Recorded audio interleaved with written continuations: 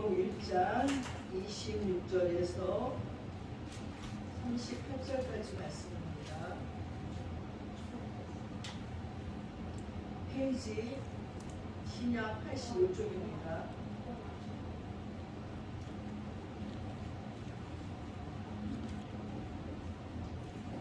말씀 응독 후에 성탄 축하 케이크 있습니다.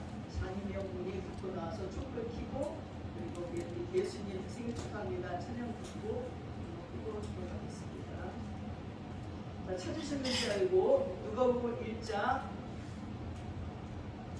26절에서 38절까지의 말씀을 제가 봉독해 올리겠습니다.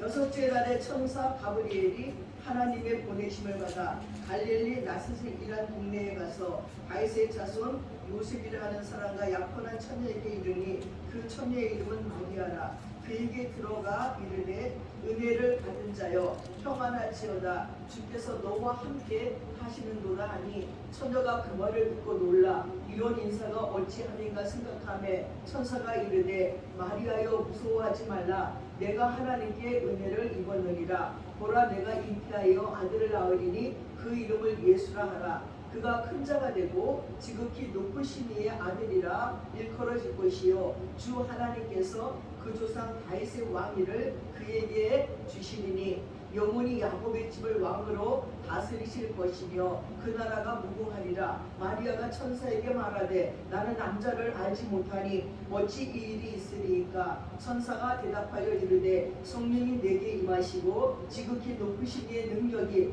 너를 덮으시리니 이러므로 나실 바 거룩한 이는 하나님의 아들이라 일컬어지리라. 보라 내 친족 엘리사벳도 늙어서 아들을 배웠느니라. 본래 임신하지 못한다고 알려지니가 이미 6달이 되었나니 대저 하나님의 모든 말씀은 능하지 못하심이 없느니라. 마리아가 이르되 주의 여종이오니 말씀대로 내게 이루어지이다 하되 천사가 떠나가니라. 아멘. 우리 예수님 생일 축하하겠습니다. 우리 성모 마리아가 어떻게 예수님의 탄생 소식을 들었는가 자료를 찾아봤더니 레오나르도 다빈치, 미켈란젤로 막 유명한 화가들이 그린 그림들이 쫙 있어요. 근데 그 중에 특이한 것은 천사가 마리아를 이렇게 찾아가는데 마리아 앞에는 항상 성경책이 나 있는 거예요. 근데 야 이거구나. 마리아가 그 많고 많은 여인 중에서 선택받은 이유는 하나님의 말씀 안에 있었다는 거예요.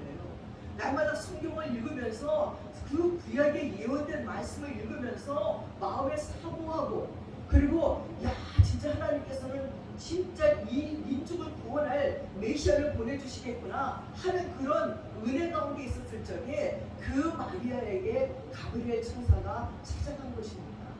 그리고 마리아는 하나님을 잉태하는 영광을 얻었습니다. 여러분 우리 많고 많은 여인들이 이 땅에 너무나 많아요. 오늘 내가 여자인 여러분 얼굴을 이렇게 봤어요. 지금 우리 하나님이 예수님을 우리에게 준다면 누구에게 줄까? 다 이렇게 보면서 아이고 너기는 없는 거 아닌가? 그렇게 은혜를 사모해가지고 막 우리 하나님이 찾아오실 적에 야 바로 얘다. 얘는 진짜 전적으로 나의 은혜를 사모하는구나. 메시아가 올 줄을 기대하고 있구나. 이러는 자가 누구일까 하고 봤을 적에 여러분 스스로도 답해보세요. 나일까? 내가 그렇게 사모하는가? 그래서 나에게 예수가 잉태될 수 있을까? 한번 생각해 보셨으면 좋겠습니다. 여러분 성탄절은 누가 뭐라 그래도 하나님의 아들 예수 그리스도가 구원자로 이 땅에 오신 날이에요. 그렇기 때문에 성탄절에는 다른 거 뭐 하늘의 별이라든가 산타크로스라든가 선물이라든가 다 잊어버려도 상관이 없지만 이 땅에 오신 구원자이신 예수 그리스도를 잃어버려서는 안 된다는 것입니다. 요즘에는 이상하게 성탄절에 예수의 이야기는 사라지고 산타크로스가 주인이 되고 있습니다. 산타크로스는 복음이 아니에요. 제가 나라마다 여행을 가면 옛날에 이 겨울에 태국을 갔어요. 근데 거기 덥잖아요. 방콕을 다니는데 아주 햇빛이 뒤집혀서 더워서 나도 막 땀을 질질 흘리는데 산타클로스 복장을 입고 성탄 추리를 해놓고 거기도 그 성탄이가 크리스마스니까 근데 너무 기분 안 나더라고요. 정말 성탄은 좀 춥고 눈이 좀 쌓이고 이래야 그런 맛이 나는데 햇빛이 너무 장미하고 다 성탄하시고 땀이 뻘뻘 나는데 오늘이 성탄절이라고 막 그렇게 하는 걸 보면서 야 진짜 안 어울린다. 더운 나라의 성탄절은 안 어울린다 하는 생각도 해봤습니다. 근데 정작 예수는 사라진 쓸데없는 것들로 이 성탄을 분위기를 내는 것을 많이 볼 수 있습니다. 그러나 여러분 성탄절은 온 세상에 구세주인 예수님이 탄생한 날이지 다른 날이 아니에요. 왜 기쁘다 구주 오셨나인지 압니까? 여러분이 가야 될 죄로 말미암아 죽어야 될 지옥을 우리 주 예수님이 오셔서 우리를 다 구원해 내셨기 때문이에요. 내가 지은 모든 죄를 그분이 대신 십자가에 못 박혀 죽으셨기 때문에 우리가 기쁘다 구주 오셨나요? TV에서 이 성탄절이라고 예수님 영화를 해주는데요. 전 너무너무 끔찍해서 보다가 진짜 끄고 싶더라고요. 예수님을 채찍에 때리고 세상에 십자가에 매달는데 어쩜 그렇게 신랄하게 촬영을 했는지 막 그냥 얼굴을 때리고 침을 뱉고 채찍으로 때리니까 살점이 끊어져 나오고 아니 골고다 언덕에 이 십자가 메고 갔는데 계속 채찍으로 때리고 또 그 십자가에 못 박히기 전에는 그냥 채찍으로 그렇게 때리고 막 넘어뜨리고 얼굴을 막 주먹으로 때리고 그리고 십자가에 못을 쌩으로 세상에 그 장면을 여러분 생각만 할 때는 그 고통이 얼마 많은지 모르겠는데 실제로 거기서 보여주는데 생살에다가 이걸 봤는데 야 내가 너무너무 기가 막혀서 누구 때문에 저렇게 죽으시나 내 죄 때문인데 주님 용서해 주세요. 저렇게 죽지 아니하면 내가 용서받을 수가 없으니까 마귀는 우리들의 죄를 가만두지 않아요. 그 죄를 끝까지 끌고 가서 우리를 파멸으로 이끌어요. 며칠 전에 미국에서 온 어떤 형제와 식사를 했어요. 왜 늘상 잘 알았던 형제인데 그 형제 중에 동생이 있어요. 근데 이 동생이 젊었을 때는 한국에 있을 때도 아주 그냥 좀 플레이보이예요. 그리고 아주 그냥 자기 나름대로 죄를 많이 져서 그때 저에게 고백하기를 그 죄를 회개하면서 하나님께 날마다 기도하기를 하나님 내가 변하면 천국을 내리세요. 내가 또다시 변하면 천국을 내리세요. 근데 지금 저 무슨 기도를 할까? 여러분 기도 한 번 하는 거 아니에요. 소원도 한 번 하는 거 아니에요. 여러분이 이거를 내놓고 소원하고 잊어버려 살다 보면 하나님은 아니시죠. 근데 내가 생각하기에 야 천국을 받을 거라고 저렇게 기도를 하고 그 당시는 막 좋았어요. 새벽에 나오고 전화를 보고 근데도 한국 땅에서도 또 막 여자들을 울리고 그러고 막 미국으로 도망갔어요. 미국에서도 또 개인 생각에 새벽 기도만 가면 사람들이 좋아하니까 새벽 기도를 꼭 가. 새벽 기도 가면 장로님, 권사님들이 다 착하네요. 그리고 거기서 장로님 딸이랑 결혼했는데 그 딸이랑 결혼하기 전에도 어떤 여자가 동거 생각을 하고 막 이러다가 교회 사람들은 그 여자랑 결혼하나 보다 생각했는데 장로님 딸을 결혼했어요. 결혼해서 또 애를 또 셋을 낳고 나니까 도망을 보내고 그래가지고는 그럼 앞에서 부인의 숙소로 가고 이제는 그럼 우리 선교사로 가자. 중국으로 선교사 갔대요. 근데도 끊지를 않아가지고 또 왔어요. 그리고 소식을 몰랐는데 세상에 3달 전에 죽었더니 알츠하이머가 걸리고 갑자기 폐가 안 좋아가지고 다 굳어지고 뭐 이래갖고 나 너무 깜짝 놀랐어. 젊은데. 근데 갑자기 걔가 기도했던 생각이 나는 거예요. 하나님 내가 변하면 천국을 내려주세요. 내가 하나님께 천국을 받겠습니다. 그러니까 그렇게 금방 예수를 영접했을 때는 그러고 싶지 안 변할 것 같았죠. 근데 역시 또 돌아가는 거야. 그 자기의 삶으로 그런 패턴으로 하나님이 그 기도를 듣고 다 계시다. 그걸 날마다 기도했어요. 날마다 진짜 교회만 오면 날마다 하나님 내가 이 마음이 변하면 천국을 내려주세요. 내가 또다시 그런 죄를 지면 천국을 내려주세요. 막 그리고 기도를 해갖고 그걸 듣는 모든 사람들이 야 진짜 변했구나 막 감동을 했어요. 그 여자들을 만났는데 여자들이 이 사람이 진실이구나 이렇게 믿게 해놓고는 자기는 그래도 하나님은 그 생각도 자기가 드린 기도를 잊어버렸는지 알겠지요. 그건 뭐냐면 하나님을 경홀히 여기는 거야. 하나님이 없다고 생각하기 때문에 그런 기도를 막 하는 거예요. 근데 하나님은 그냥 계시지 않았습니다. 마귀는 그 죄 속에서 가만히 있지 않는다는 거죠. 마귀는 우리를 끌고 사망으로 간다는 거예요. 회개할 기회를 놓치면 안 돼요. 회개를 아무 때나 할 수 있는 것이 아니라 회개할 기회를 놓치면 영원히 회개할 수 없어요. 그러니까 회개할 기회가 왔을 때 해야 된다는 것입니다. 어떤 소년이가 자전거가 몹시 갖고 싶었어요. 그래서 자기 친구들은 다 가지고 자기는 자전거가 없는 거예요. 그래서 엄마한테 엄마 자전거가 나만 없어. 자전거 좀 어떻게 해줘? 그랬더니 이 엄마가 승인이 생각한 나머지 그래 그럼 성모 마리아에게 기도 좀 해봐 하고 보냈어요. 그때 이 잔이라고 하는 이 어린아이는 잠들기 전에 종이에다가 기도 내용을 썼어요. 마리아님 저에게 자전거 주세요. 제 친구는 다 있는데 저만 없어요. 안 해. 그 다음 아침 일어나니까 또 자전거가 없어요. 그래도 또 끝까지 더 기도하는 하나님 성모 마리아님 내일은 자전거를 꼭 주세요. 또 일어나도 없는 거예요. 그냥 며칠을 간절히 기도했는데도 자전거가 없는 거예요. 어느 날 이 소년이 화가 났어요. 그냥 갑자기 성모 마리아 상을 그냥 수건으로 둘둘둘 맞더니 옷장에 쳐먹어버렸어요. 그리고 기도합니다. 성모 마리아님, 아니 예수님, 당신 어머니를 다시 보기 원하신다면 저에게 자전거를 주세요. 저에게 자전거를 안 주면 성모 마리아를 이 장문 속에서 안 그려놓을 거예요. 그리고 성모 마리아를 인질로 삼아서 예수님께 협박을 하는 것입니다. 여러분 보통 예수님의 어머니 마리아에 대해서 카톨릭이 가지고 있는 생각과 개신교가 가지고 있는 생각이 좀 다릅니다. 이 카톨릭에서는 마리아를 너무 높여서 경배와 숭배의 대상으로 보려고 해요. 그래서 여러분 유럽을 잘 여행하다가 성당에 가보면요, 예수님은 보이지도 않는 것 같아요. 마리아 상이 앞에 이렇게 있으면 마리아의 머리 위에 이 꽃다발이 얹히고 다 합쳐서 이렇게 돼서 여기까지 막 꽃다발이 얹혀가지고, 그리고 막 마리아의 옷이랑 그게 얼마나 화려한지 몰라요. 무슨 화무같이 그렇게 입혀놓고 마리아를 숭배하는 걸 볼 수가 있습니다.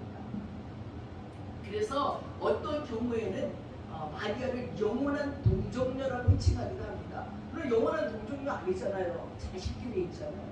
심지어 마리아의 승천설까지 말해요. 마리아가 승천했다고 죽지 않고 승천했다고 얘기합니다. 근데 이런 태도에는 문제가 있습니다. 왜냐하면 이런 가르침은 비성서적이기 때문이에요. 성경은 마리아를 신격하지 않아요.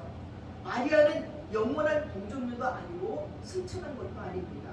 그에 대해 개신교에서는 또한 마리아의 숭배를 너무 경계한 나머지 마리아에 대해서 너무 무관심한 경향이 있습니다.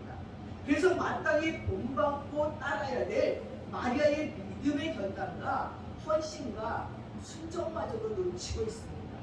우리가 오늘 알아야 할 것은 마리아는 그 시대에 하나님께 쓰임받은 놀라운 믿음의 여인이었다는 것입니다. 이 하나님은 마리아를 통해서 이 땅에 온 세상의 구세주 예수 그리스도를 보냈다는 거예요. 그래서 여러분 창세기 3장 15절에 보면 아담과 하와가 마귀의 꼬임을 받아서 선악과를 따먹어요. 그러고 나서 하나님께 저주를 받습니다. 그래서 창세기 3장 15절을 보니까 그러면서 우리 하나님 하시는 말씀이 여자의 후손은 내 머리를 상하게 할 것이요 너는 그의 발꿈치를 상하게 할 것이다. 아담과 하와를 타락시킨 사단에게 하는 얘기였습니다. 이 여자의 후손이 누굽니까? 바로 예수님이에요.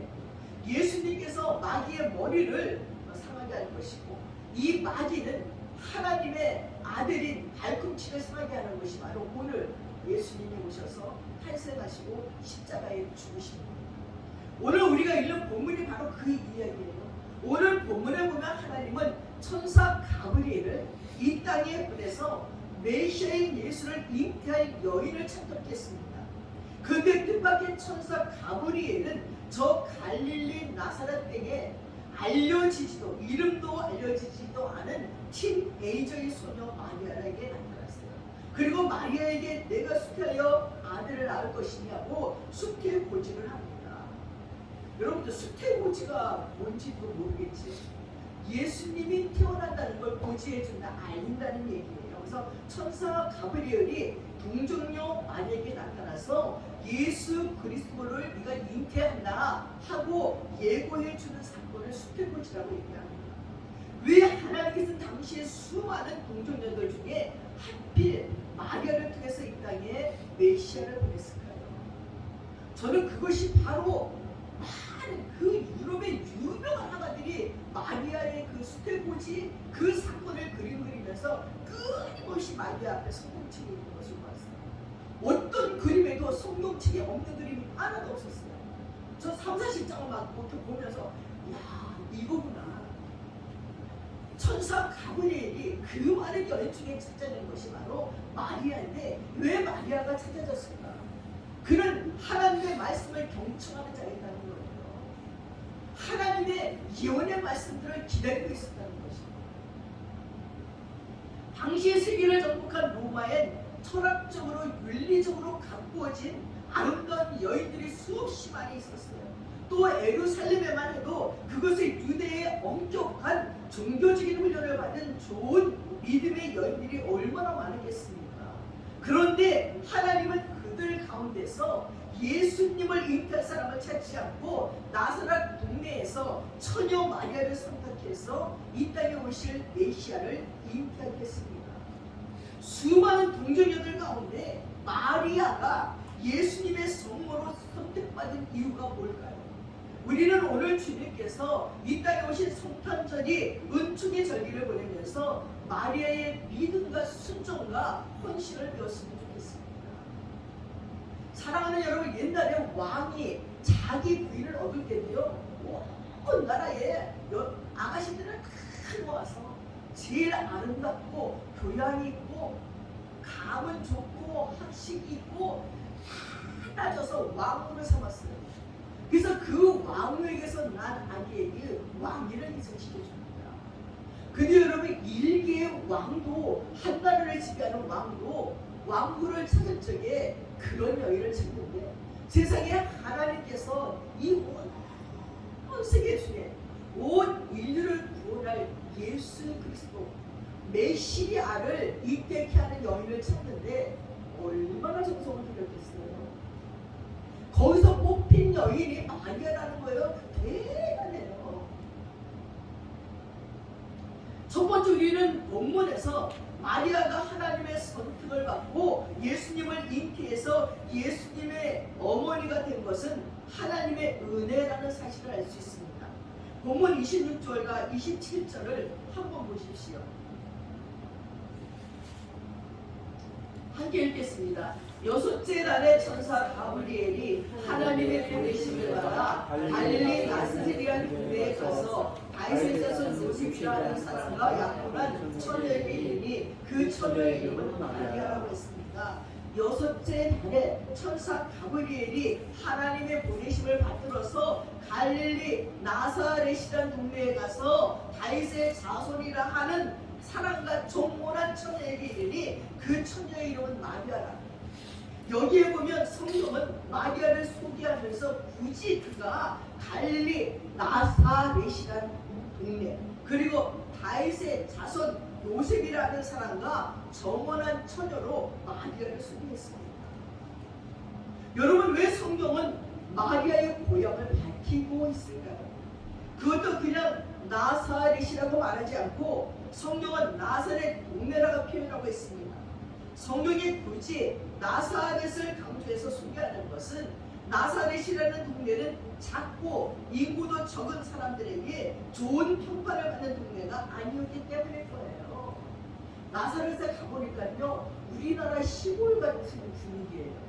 그리고 시장에 갔더니 목가 인형들이 엄청 많아요. 거기는 목수들이 많은가 봐요. 예수님도 목수였고 요셉도 목수였잖아요. 그러니까 그냥 길에 쫙 그 목각 인형들, 뭐 예수님, 뭐 이 동정녀 마리아가 애기 낳은 이런 것들 자기네 믿지도 않으면서 그걸 막 조각해서 파는데, 야, 여기가 나사렛이구나. 괜히 정겨운 그런 느낌으로 나사렛 동네를 한번 둘러보고 왔습니다. 근데 이 나사렛 동네가 그 당시에 이렇게 평판이 좋지 않은 동네예요. 정말 압구정동 같은 게 아니라 아주 강북의 초라한 달동네 같은 그런 동네였나 봐요. 당시 나사렛은 예루살렘에서 두로 시돈으로 가는 중요한 길목에 위치한 마을이에요. 그래서 이스라엘을 점령한 로마 군대나 장사를 하는 히라빈들이 상인들이 반드시 이 나사렛을 통과해야만 됩니다. 이렇게 군인들과 상인들이 많이 지나다니게 되니까 자연적으로 여러 가지 타락한 문화가 이 마을에 들어왔어요. 그래서 당시 이 나사렛은 그렇게 평판이 좋지 않은 동네였어요. 우리가 알고 있듯이 빌립이 나다나엘을 전도한 적에 모세가 율법에 기록했고 여러 선지가 기록한 그이가 오늘 우리에게 나타났다. 그가 바로 나사렛에 예수됐을 적에 이 나다나엘이 뭐라고 얘기합니까? 아니 나사렛에 무슨 선한 곳이 날 수 있다는 거야? 아니 그런 동네에 그런 인물이 어떻게 나와? 하고 얘기했을 정도로 이 나사렛이라는 동네는 평판이 좋지 않았어요. 그런데 이것이 의미심장합니다. 하나님께서 자신의 아들 예수의 탄생을 위해서 한 여인을 선택하실 때 유다 지방이 아니라 갈릴리 지방에서 그 중에서도 별로 평판이 좋지 않은 나사렛 동네에 사는 마리아를 선택했다는 거예요. 그것도 교육을 많이 받지도 못한, 그리고 나이도 어린 여인을 선택한 것은 전적으로 하나님의 은혜라는 거예요. 우리가 노력한 것이 아무것도 없고 마리아가 노력한 것이 없다는 것입니다. 원래 은혜라는 단어의 뜻은 받을 자격이 없는 사람에게 베풀어지는 호의입니다. 나사렛 동네에 있는 마리아가 선택된 것, 그것은 바로 하나님의 은혜였습니다.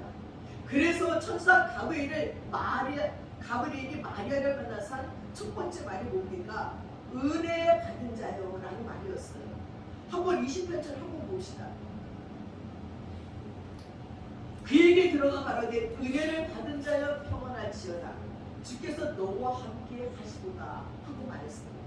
그런데 여기서 우리가 알아야 될 것은 마리아가 하나님께 선택을 받은 것은 전적인 하나님의 은혜였지만, 그럼에도 불구하고 마리아에게는 하나님의 칭찬을 들을 만한 아름다운 믿음의 모습이 있었다는 거예요. 은혜라고 해서 하나님은 아무렇게나 아무 사람에게나 선택해서 하는 것이 아니라는 거예요. 오늘 본문에서 이 사실을 알 수 있습니다. 30절 말씀에 보니까 천사가 일러 가로되 마리아여 무서워 말라 내가 하나님께 은혜를 얻었느니라. 여기에 보면 은혜라는 말이 한 번 더 나옵니다. 네가 하나님께 은혜를 얻었다고 얘기하고 있습니다. 그는 하나님의 은혜를 사모했어요. 계속 성경을 읽었습니다. 그는 많이 배우거나 훌륭한 여성은 아니었을지 모르지만 하나님을 무척이나 사랑했던 여인이었을 것입니다. 그는 나사렛이라는 이 작고 덕스럽지 못한 동네에 살고 있었지만 그는 오직 하나님께 소망을 두고 끊임없이 하나님의 은혜를 구했던 경건한 믿음의 여인이었던 것입니다. 그렇기 때문에 하나님의 때가 되었을 때에 천사 가브리엘을 보내서 무서워하지 말라 내가 하나님의 은혜를 입었느니라 하고 선포했어요. 그래서 마리아는 성경을 읽으면서 하나님의 은혜를 기다린 여인이었기 때문에 순종할 수 있었습니다. 그렇습니다. 여러분, 하나님은 하나님의 은혜를 갈망하는 마리아를 찾아냈습니다. 하나님은 지금도 우리 가운데 하나님의 은혜를 갈망하는 사람을 찾고 계십니다.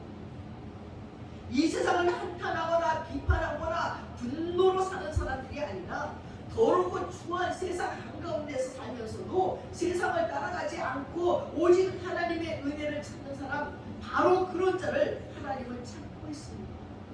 누구에게 예수님이 있게 되었습니까? 하나님을 찾는 마리아에게입니다. 하나님께서 누구를 통해 이 땅에 메시아를 보낼까라고 생각했을 때 바로 마리아가 하나님의 눈에 들어왔다는 것입니다. 사랑하는 여러분도 하나님께서 은혜를 주고자 누구를 찾을 적에 여러분이 하나님의 눈에 들어오기를 바랍니다. 누구에게 이 땅을 지배해 나갈 지도자로 만들까 적에 여러분의 눈에 띄고 내가 누구를 이렇게 만들어서 축복의 통로가 되게 할까 즉 여러분이 되고 내가 누구를 들어서 이 땅의 지도자를 만들고 경제적으로 정치적으로 문화적으로 내가 누구를 쓸까 하고 돌아볼 적에 여러분이 그 은혜를 받는 자들 되시기를 축원합니다. 그러므로 사랑하는 여러분, 이번 성탄절은 의미 깊은 응충의 계절이 되려면 하나님의 은혜를 갈망하는 자가 되십시오.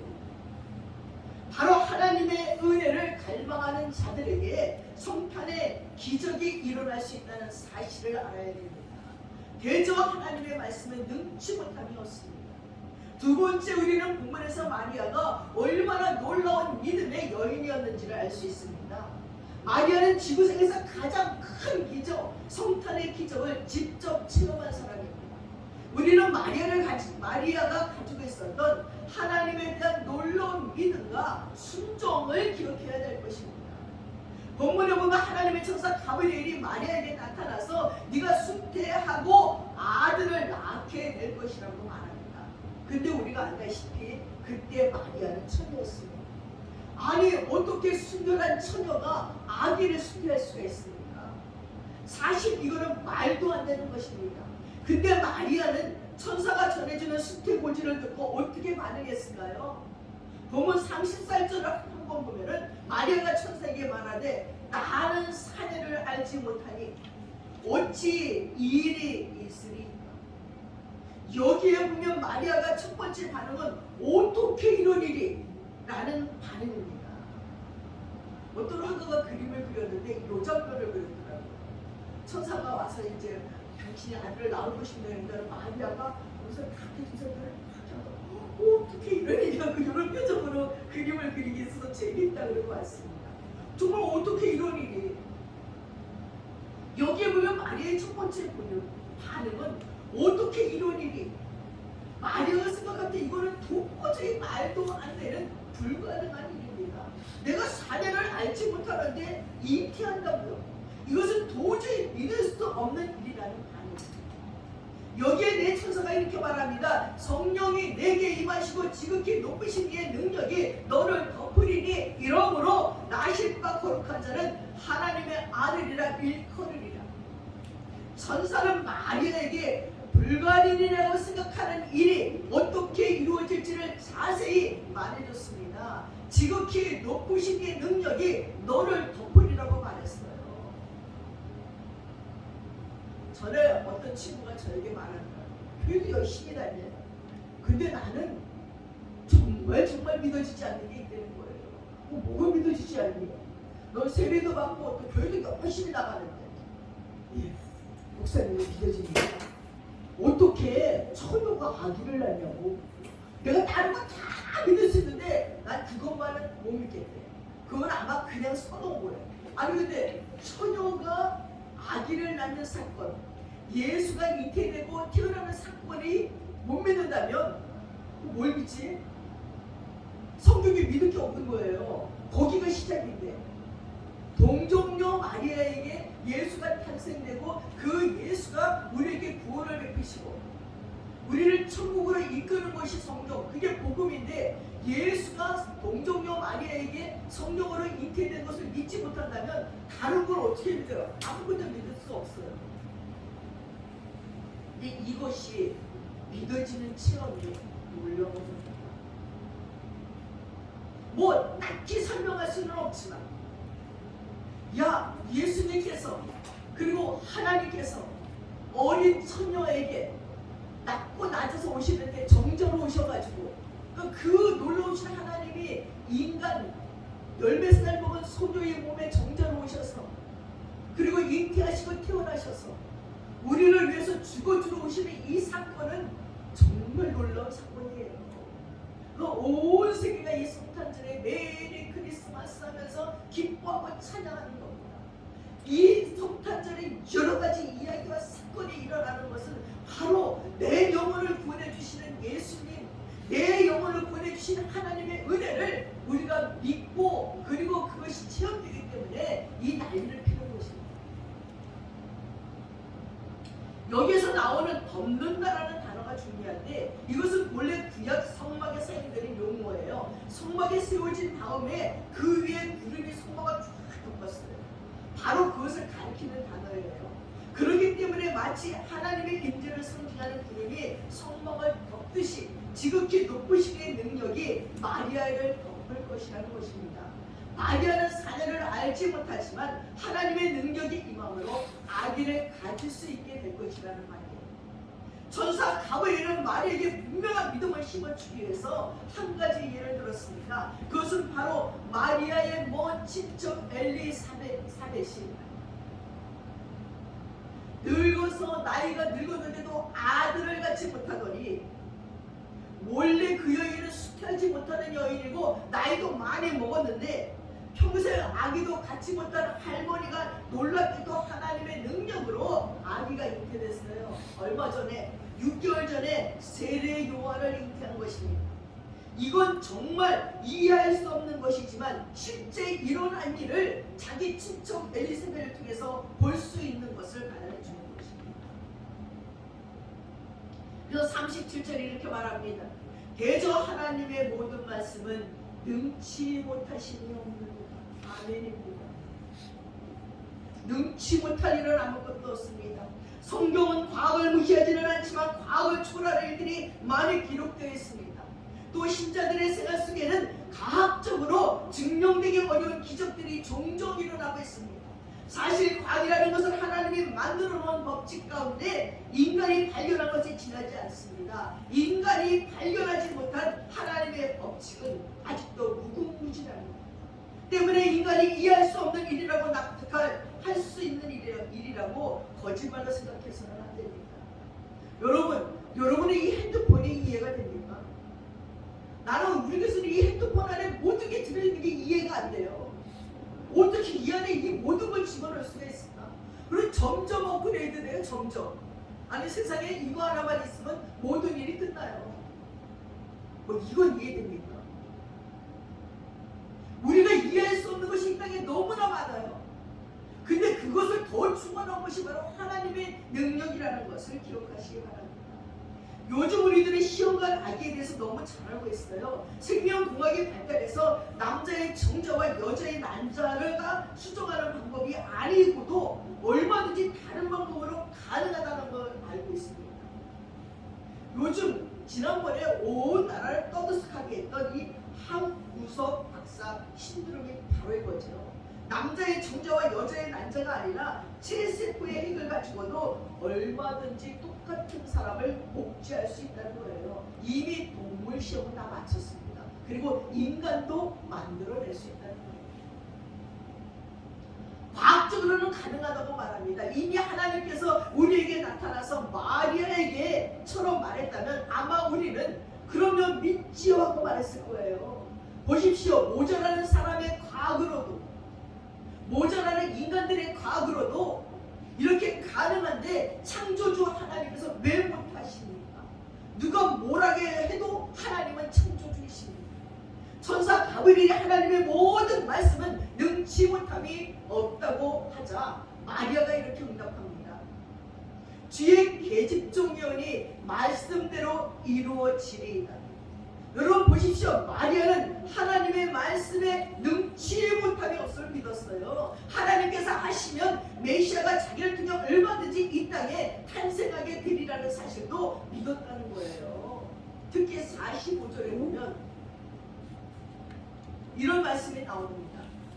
믿은 여자에게 복이 있도다. 주께서 그에게 하신 말씀이 반드시 이루리라. 이것이 마리아가 믿었다는 말이에요. 마리아는 하나님의 능력, 곧 성령의 능력을 신뢰했습니다. 사랑하는 여러분, 오늘 우리에게도 이런 믿음이 있기를 바랍니다. 성탄의 기적은 마리아의 믿음 안에서 순종 안에서 가능했습니다.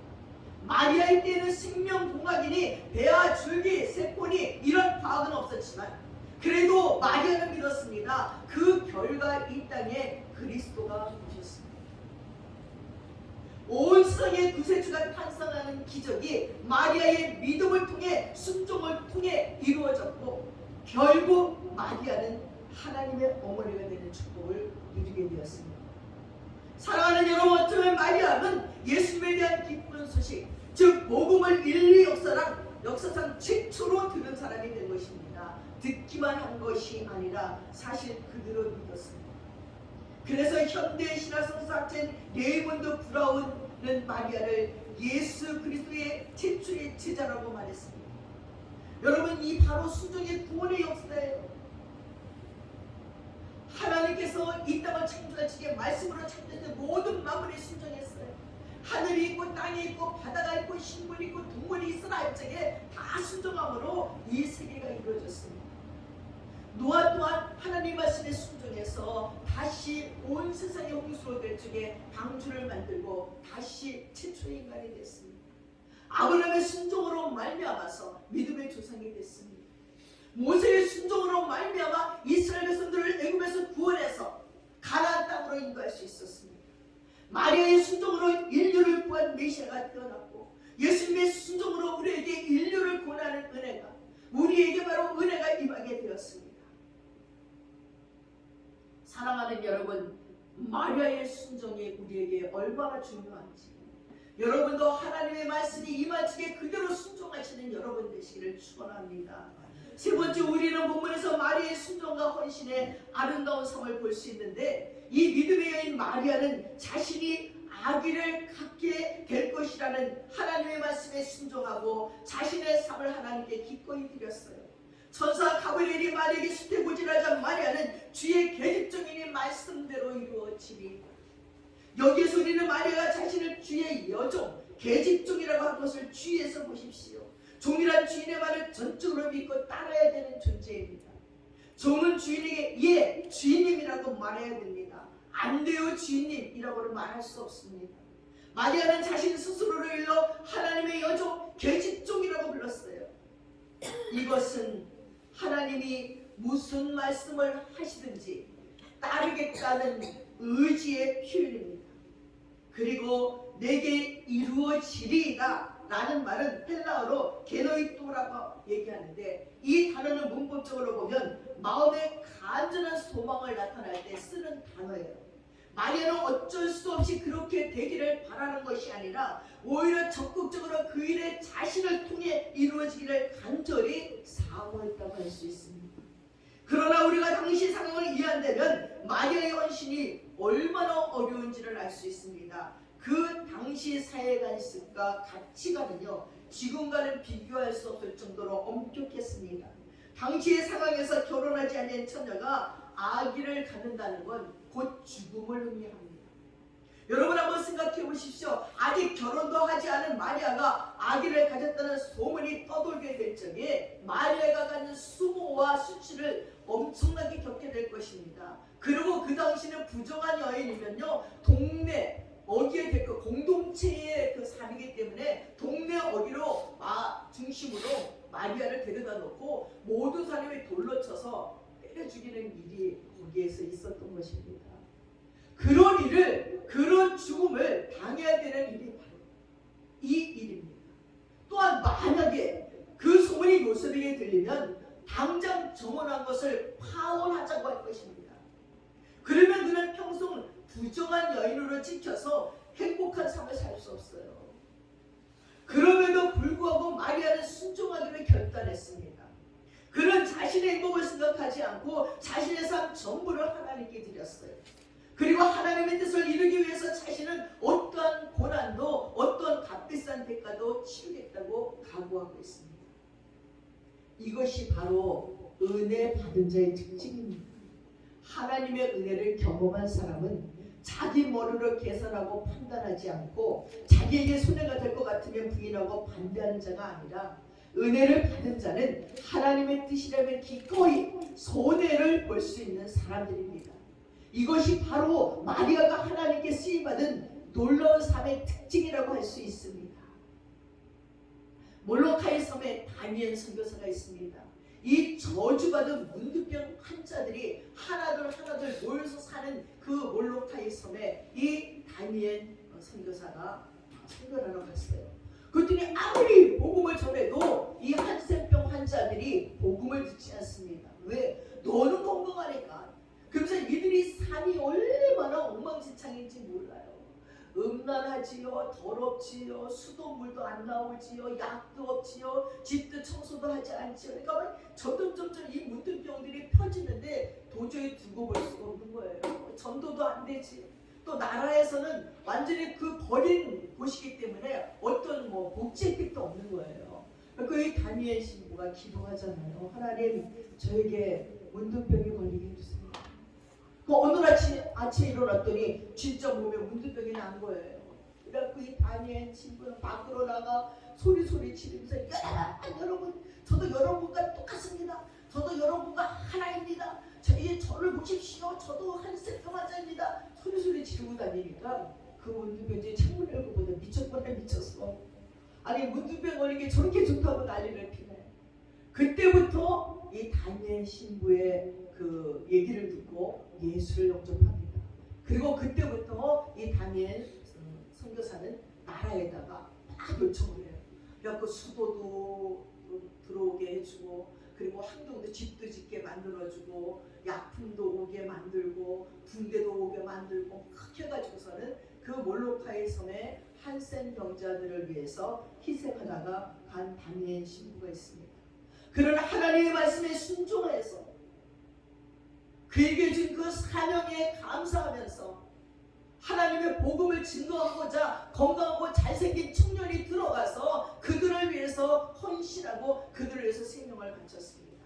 이렇게 하나님은 예나 지금이나 순종과 헌신의 사람을 통해 하나님의 일을 이루십니다. 하나님께서는 세상 사람들 중에서 하나님께 온전히 헌신할 사람을 찾고 계십니다. 그리고 그 사람을 통해서 그 사람 안에서 역사하신다는 사실을 알아야 됩니다. 하나님에게 필요한 사람은 학식 있는 사람 혹은 부자나 달병가나 명숙한 자가 아닙니다. 오히려 단순하지만 믿음으로 순종하고 헌신하는 사람들입니다. 저는 해마다 크리스마스가 되면 몇 가지 제 마음을 따뜻하게 하는 이야기가 생각이 납니다. 여러분도 다 들었을 거예요. 그 이야기는 실화예요. 캐나다 몬테리오에 있는 크리스찬 엘레멘터리 스쿨에서 난 사건이에요. 이 크리스마스가 가까이 오는 어느 날 이야기에서 성탄 연극을 준비하고 있었답니다. 근데 연극 배우들을 모집을 하는데 한 학생이 너무너무 연극을 하고 싶어 하는데, 랄프라는 학생인데 4학년인데 정서 장애를 갖고 있는 거예요. 그러니까 아무리 이 학생이 연극을 하고 싶어 하지만 말도 더듬고 생각도 민첩하지 못하니까 연극을 할 수가 없어요. 뭐 대사가 있어 외우지 못하는 거예요.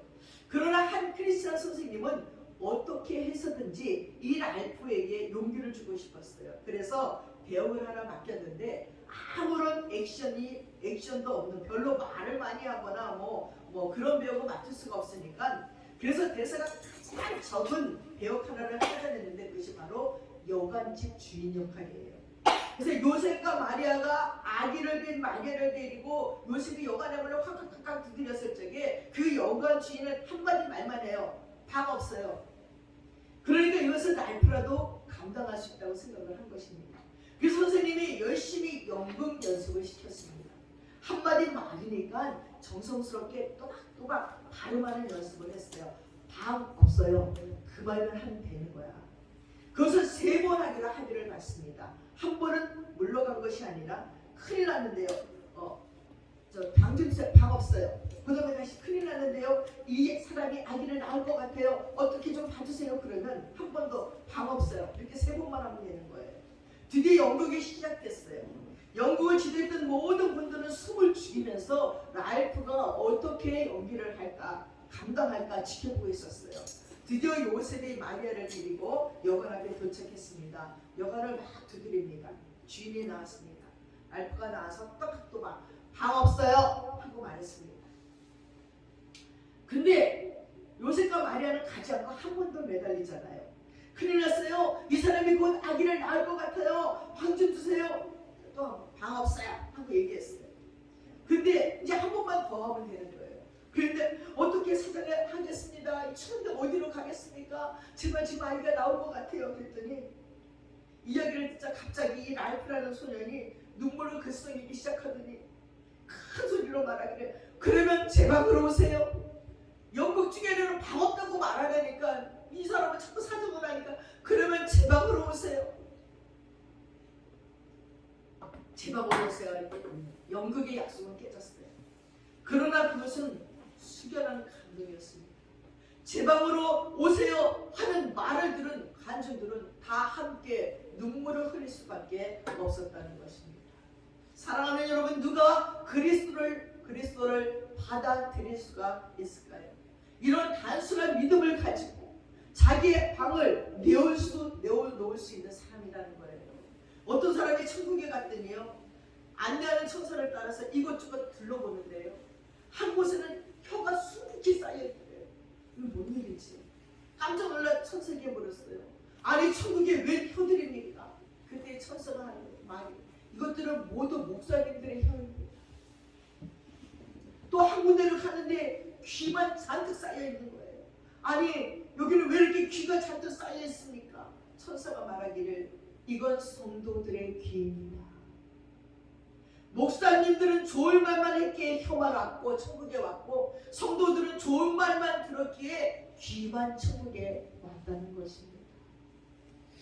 여러분, 하는 얘기겠지만 정말 뼈있는 얘기입니다.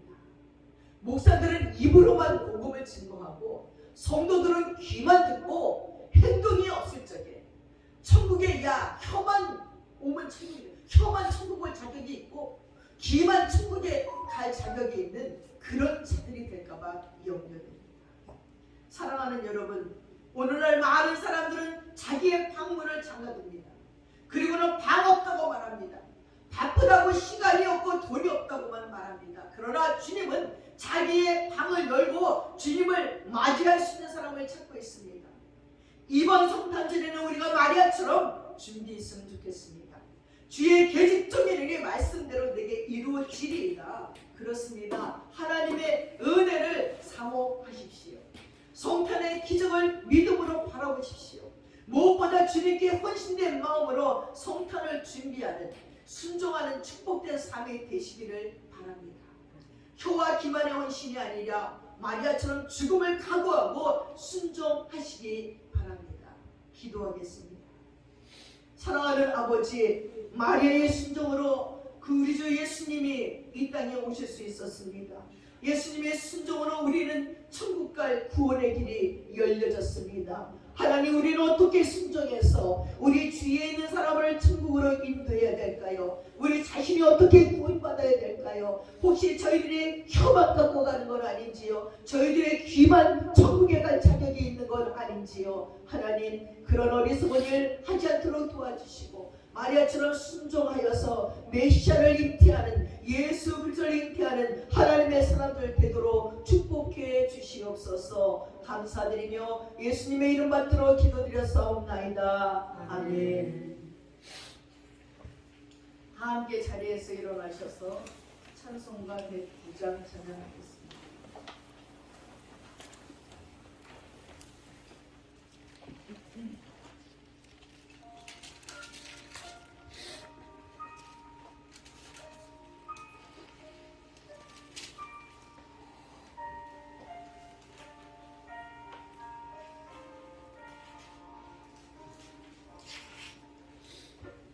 고요한 밤 거룩한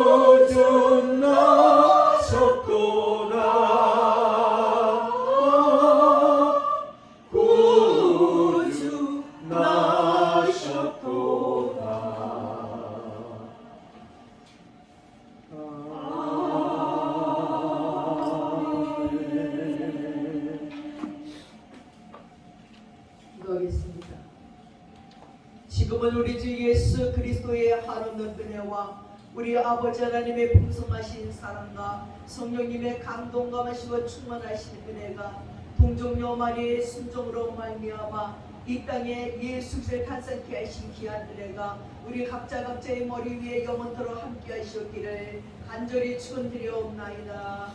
아멘.